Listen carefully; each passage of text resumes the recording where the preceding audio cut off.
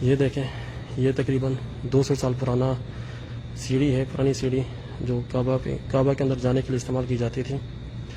چلیں میں آپ کو جلدی سے تھوڑا سا، بس آپ شیئر کریں، آپ لوگ شیئر نہیں کر رہے، بس شیئر کریں گے میں آپ کو چیز دکھاؤں گا۔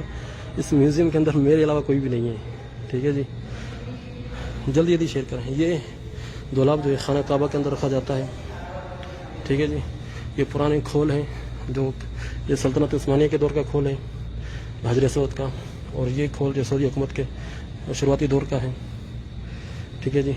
یہ جو ہے کعبہ کو پکڑنے کے لیے جو ہے، غلاف کعبہ کو، اس کے لیے ہے کیلیں، غلاف کعبہ کو جو ہے مضبوط کرنے کے لیے یہ کیلیں استعمال کی جاتی ہیں۔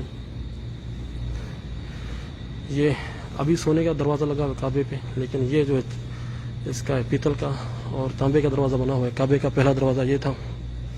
اور یہ دیکھیں بھائی، یہ جو ہے سلطنت عثمانیہ کے دور میں جو کعبہ کے اندر جو الماری رکھی جاتی ہے، یہ وہ ہے۔ تاریخ اس کی دیکھ لیں 1858۔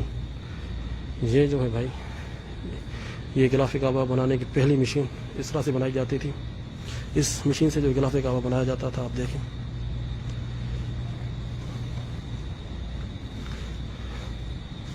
ٹھیک ہے جی۔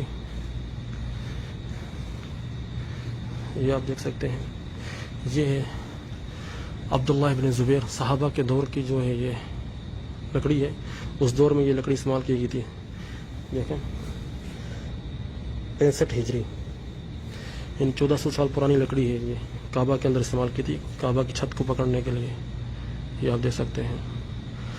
اور یہاں پر بھی آپ دیکھیں، یہ اسی لکڑی کا جو ہے، کیونکہ 3 پلر ہوتے ہیں کعبہ کے اندر، ایک پلر تو موجود ہے اور دوسرے پلر کا کچھ حصہ یہاں پر موجود ہے۔ جتنے بھائی بھی دیکھ رہے ہیں یار، شیئر ضرور کریں آپ لوگ، یہ زیادتی ہوگی آپ کی طرف سے اگر آپ شیئر نہیں کریں گے۔ یہ دیکھیں، یہ جو ہے کعبہ کے دروازہ جو ہے، اس کے اوپر جو ہے یہ سونے کی جو ہے پٹی لگی ہوتی تھی سلطنت عثمانیہ کے دور میں، جو ابھی تک موجود ہے یہاں پر۔ چلتے ہیں آگے۔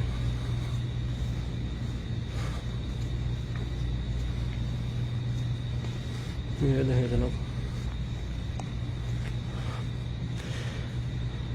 کعبہ میں طواف کروانے کے لیے پہلے یہ جو ہے، یہ دیکھ رہے ہیں آپ، یہ استعمال ہوتا تھا۔ یہ جو ہے اس لکڑی کے اوپر بٹھا کے طواف کرواتے تھے بزرگ لوگوں کو، ضعیف لوگوں کو۔ پھر اس کے بعد زمانے نے ترقی کی، پھر یہ دور آیا ویل چیئر، پھر یہ دوسرے والی ویل چیئر آئی، اور آج کل جو الیکٹرانک ویل چیئر چل رہی ہے حرم کے اندر۔ اللہ اکبر، یہ آپ دیکھ رہے ہیں۔